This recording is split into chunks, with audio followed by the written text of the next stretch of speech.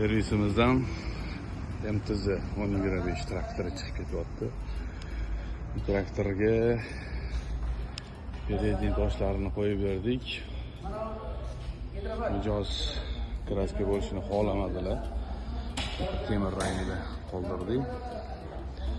Yonida plankalari qalinligi vatgina.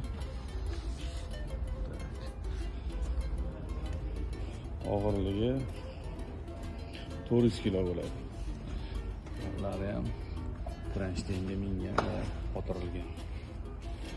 Qashqadaryolik akalar Turkdala tomonidan kelishgan. Hozir xudo xolisa mana sotuv oldi ko'rigini o'tkazib beramiz. Servis xodimlarimiz. Kimga tosh kerak bo'ladigan bo'lsa, oldi toshlari Belarus barcha markalariga mavjud. Narxi 9,5 million so'm.